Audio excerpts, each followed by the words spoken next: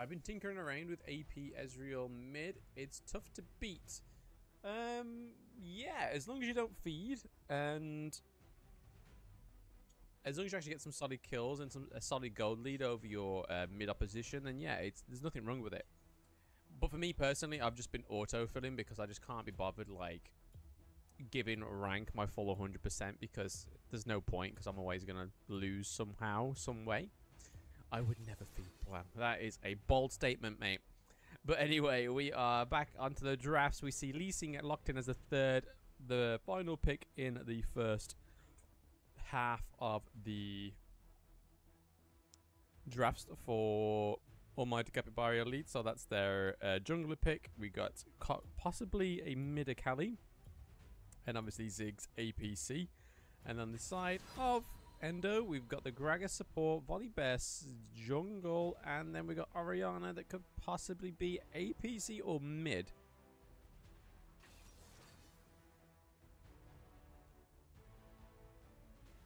We're going to see some support bans on the side of ENDO because we don't see Almighty Capybara Elites having their support pick as of yet. And I think we probably see some more Baron Lane bans on the side of Almighty Capybara Elites, or even some flexi mid and ADC picks. There we go. There's that Z ban for the mid lane. Z ban for the mid lane. Oh, I haven't put in my tweet. Sorry. Just load up my phone. So post that. Send now. And let's put my link in the comments. Oh my gosh, why does it keep auto-correcting to be fair and 2, there we go. Awesome. Right, yes, I was correct. ENDO actually banning out 2 support picks, which is the Nautilus and the Braum, and then we see 2 mid lane picks being banned for Almighty Capybara Elites, which is Zed and the Yasuo. And then we see Wukong being picked for ENDO, so it's going to be Wukong in the Baron lane, possibly. I mean, it could be Volibear, but Volibear generally goes into the jungle anyway. And then we've got Galio being picked on the side of Almighty Capybara Elite. We do see them pick the Galio quite often. I actually haven't casted or covered an Almighty Capybara Elite's game for some time now, since the qualifiers. But I do remember them fondly going for that Galio support pick when necessary. Their support player is Cold Q, by the way. So they will swap hands in that pick. And they go for Zeri as the final pick. So we're going to get Zeri in the bot lane with Galio. And then we're going to get Ziggs in the mid lane. How's it going on, Donny? Welcome to the stream, dude. Hope you're having a fantastic day. How are you doing?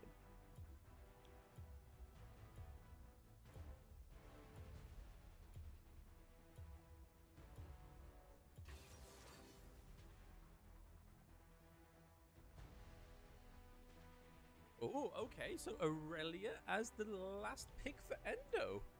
Ooh, interesting brawler, frontline, centric team comp here we have for ENDO. So we're gonna get Aurelia in the mid lane going against the Zeri. Ziggs. Actually, no, that's not. That makes no sense. But then.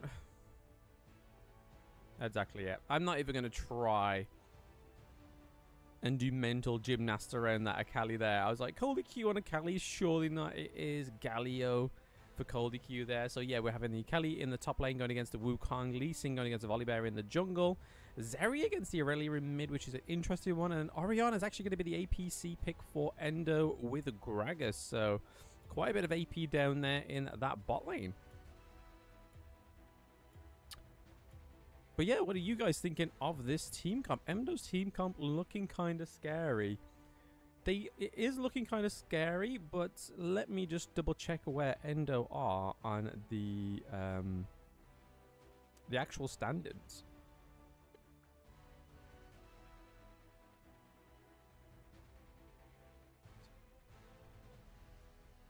So they are just out of qualifying. They're actually seeded higher than Almighty Capybara Elites right now. So technically they are the better team in this matchup currently. Whether it's just Almighty Capybara Elites just having a rough first week.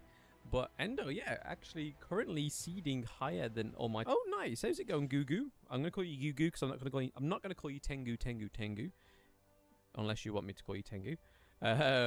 This is my first time watching Blumcast. No, it's not, Ardoni. You've been in my cast before, surely. Surely.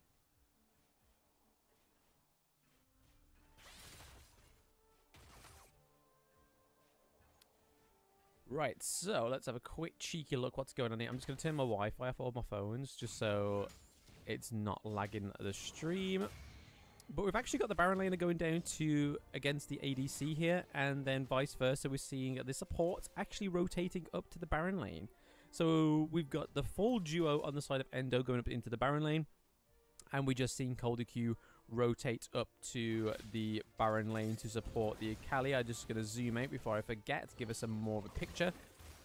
Are we getting a decent bit of poke there on the Italia? We see Q actually managing to proc 2 taunts there on the Gragas and the Orianna, but the Italia was just a little bit too far away to make anything out of that proc. Nice bit of poke damage from the Ori. Let me have a quick look at Zeri going against the Aurelia currently.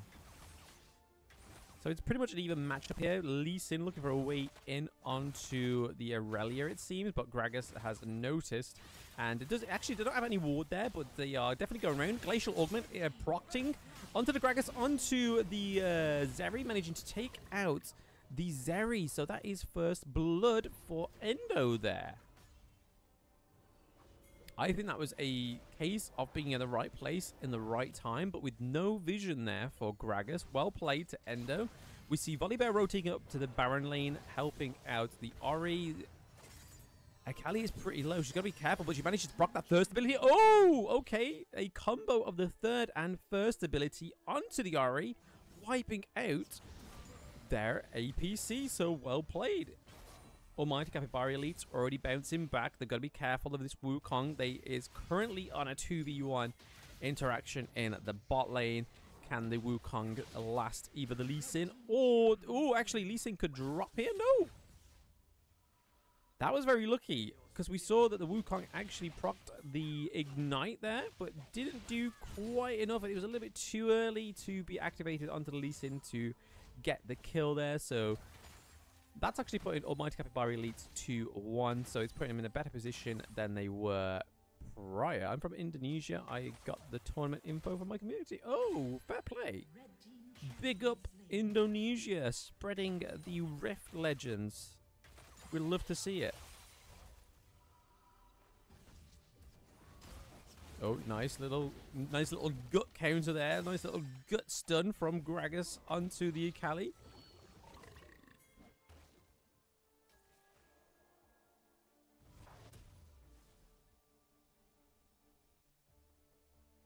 So in terms of the goal lead, it's not massive. It's literally a few hundred, which isn't the be-all, end-all for either of these teams, especially Endo. All it takes is one good trade that goes net positive in their favor. And they'll be back on top. Whether there is a hull in the action, who are these teams and what are they playing for? So I can tell you right now that these teams are Almighty Capybara Elites. They're comprised of some of the members from Unicorns of Love, which used to be a pro team when we actually had proper Wild Rift esports. And then we have Endo. I don't know much of Endo, but I remember the name Folan and Erinitian on the Orianna. I don't know much of the other players though, unfortunately, but they are playing for the group stages currently, so top 6 teams get into the playoffs, and then playoffs they are playing for quite a handsome amount of money. So this is the time where they need to try and their best. This is week 2 of the group stages, by the way, so they have to try their best to get into the top 6 by the end of week 3.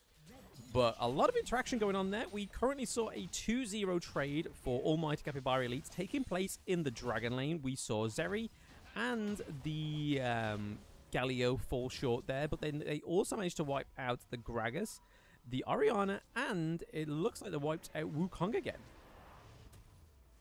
Blue team champion slain. Shut down. Oh. Nicely done there. But it's looking like ENDO are going to go for the Mountain Drake first. Gragas going in with the belly flop onto Cold EQ. We're seeing the Aurelia and the Orianna rotate around. Cold EQ just procting the ult just in time, but I think that is going to be delaying the inevitable for Mr. Galio, but he manages to escape with little health after procting that ult.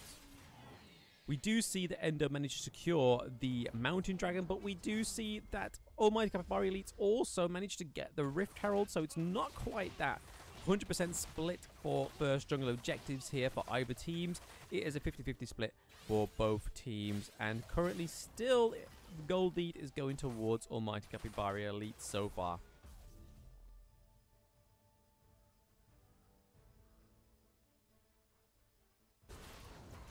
Ziggs and Cold EQ in the mid lane getting caught out by the Volibear. That was a massive ult over the wall onto Ziggs. Ziggs goes down, so there goes a lot of that damage. Oh, nicely Sin ultimate into the turret, and then comboing with Galio, managing to secure the kill onto Volibear. Nicely done to Almighty Capybara Elites. Like I was saying prior to the stream, it didn't seem like they were having their best week last week, as they are lower seeded the ENDO. And Almighty Capybara Elites were one of the teams that I'm pretty sure made it into... I think they were 3rd or 4th last Rift Legends. So Rift Legends Series 1, we saw Almighty Capybara Elites actually 3rd or 4th. So I think they just had a bit of a bad week last week. They are here to try to reclaim somewhat of their...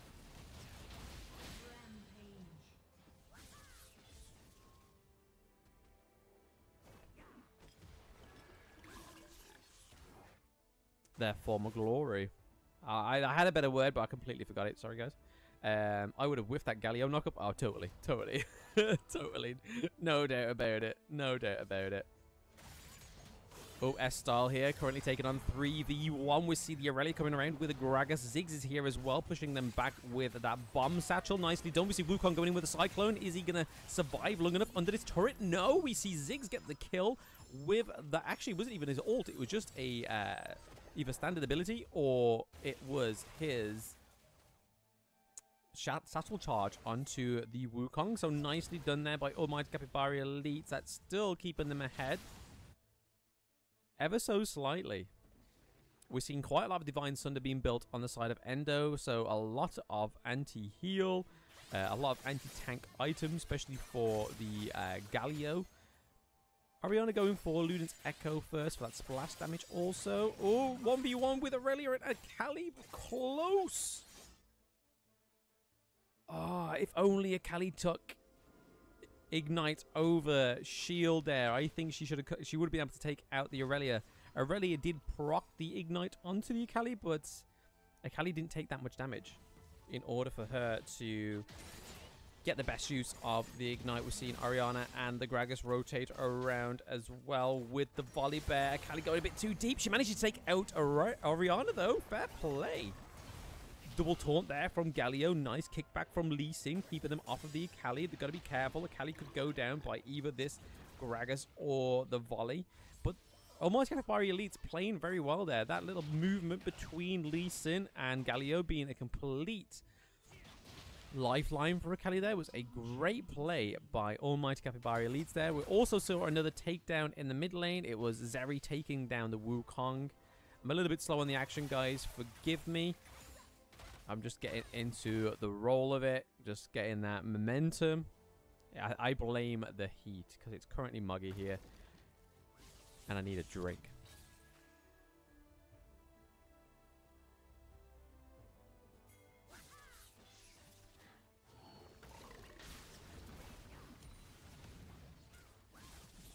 I don't feel like that Ori pick's actually popping off as much as ENDO probably thought it would, especially with the the use of the shield, the use of movement speed increase, and obviously that AoE pull of the ultimate. It doesn't seem like it's been used yet, because she's currently sat at 0-5, whereas the Gragas is currently sitting at 1-1, so support having more kills than your APC is a little bit of an issue here. And the gold difference between the Ziggs and the Ori is not pretty. It's a whole 1k, which is literally a second tier item between these champions, which could mean the difference between a 1v1 going in your favor and not going in your favor. Okay, we see the Volibear go to the back of the line with the ult. Teamfight is a bit split here. Lee Sin is far behind them, managed to get out, doing a bit of damage. We see the Galio going in onto the Zeri, into the backline. Zeri is focusing the Volibear. She could easily take out this Wukong, but no, Ziggs manages to take out Wukong anyway. We see the Lee Sin re-engage onto the Aurelia, but the Aurelia manages to get out alive.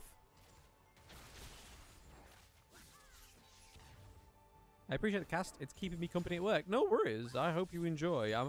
I'm feeling a little bit off pace with my cast right now because it is quite moggy in terms of heat in the UK. I hate to give myself excuses, but I actually do feel like I'm a bit off pace. But yeah, Ziggs has managed to take a temporary blue buff there, which is always going to be great for mana regen and cooldown. Wukong looking a little lost. He is, to be fair, 1-5. Endo's actually not putting up a great performance considering their team composition. We were all frightened for Almighty Capybara Elites going into this match, seeing this team comp on the side of Endo, but it seems like they're just not being able to utilize it. But to be fair to Almighty Capybara Elites, Cold Q on the Galio and Faton, I think it's Faton, on the Lee Sin is actually providing a great front line for the Akali, for the Ziggs, and the Zeri. And not only to mention, they do have 2 outputs of AP damage, whereas they only really have the Orianna on the side of Endo with AP damage. Yes, they have... Actually, no, they have the Gragas, sorry, forgive me. But he's not building the AP build. He is support. But that doesn't stop the damage potential for Gragas in terms of AP. But Ori is not she's not the kind of AP champion you can leave on her own to dedicate enough AP damage for your team. Is the blue team just taking better fights despite red team having better team comp? I believe so. Like I've already said, the Lee Sin's playstyle with the Galio, so Cold Q and Faton here being great front lines for their poke champions like the Ziggs, like the Zeri. And then we see the Akali manage to go in, mob up. She starts some team fights with a lot of damage, and then we get that taunt from the Galio. That was a nice status from the Gragas, but it is going to delay the inevitable. There's that poke that just almost caught out the Gragas. Gragas managed to actually leave alive. Cyclone onto the Wukong. Wukong then goes down for a 6th time in the match. The Wukong pick's definitely not serving them as well as they probably thought it would on Endo. We saw Wukong at certain points in Rift Legends Series 1. He was a sort 4 pick in the jungle. Not so much in the Baron lane. There was probably better Baron lane picks that they could have gone for. Fiora was actually not banned. We had Garen up. Renekton as well seems to be popping off with competitive at the moment. But they do manage to get the Baron Nashor. They do lose Cold Q there within that team fight. But obviously Wukong died earlier on. So it's technically a 1-1 trade there for either of these teams. 14 kills to 8. And we're currently seeing that gold lead very much slip away from Endo now. They are sitting, I mean, Almighty Capybara Elites are sitting at a whole 8k in front of them, which it's not something that you've never seen the opposition that are lower in the gold to come back from. But it's one of those gold leads that you can kind of run away with, because we're seeing the Lee Sin currently 4-0. We are seeing that the Akali's 6-2 as well. She's gone for the Divine Sunder.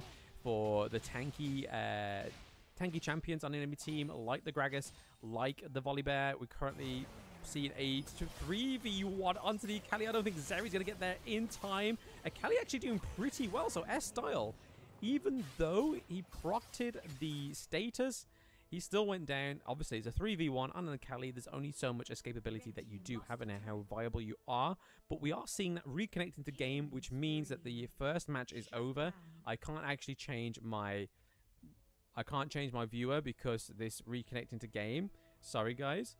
There we go. I can now change it. Brilliant. But we have seen that the first match of the first round of the series is over, and we can only assume that Almighty Capybara Elites, with this Baron Nashor buff with the minions, with pretty much 2 inhibitors laid bare to them all, which is the mid lane and the bot lane inhibitor. And then we see Zeri push in that top lane as well, so we could see all 3 inhibitors, if not just the 1 inhibitor in that top lane fall any moment now, with Zeri having a great split push there. Wait, I just realized that they sundered a Kali. Yes, it's because of all the tank picks on the side of ENDO, because you got to realize how tanky Volibear is, how tanky Gragas will be in these team fights. So going for the Divine Sunder is a very situational item, especially on a champion like a Kali, but it's proving its worth. Even like with Wukong as well, he has the Grasp of the Undying, so to counter the healing from the Grasp of the Undying as well, it's a great pick. Not only for her laning phase, so S-style, going for the Divine Sunder not only helped the laning phase, but it also helps these team fights because of this situational item that you would not normally see in normal ranked, because 1, either players lack the knowledge, or 2, they just go full AP on the Akali. Here we go now. So we're going to a lot of team fights going on here now. So 2-0 trade currently for Almighty Capybara Elites. The Wukong is currently on the run. Triple kill for the Zeri there. So nicely done by Almighty Capybara Elites, getting that triple kill. They're at the Nexus, and it's looking like they are going to take that first dub in the series from ENDO. So already Almighty Capybara Elites bringing back that former glory that we're all used to, seeing a 1-0 win in the first round. So well played to the team.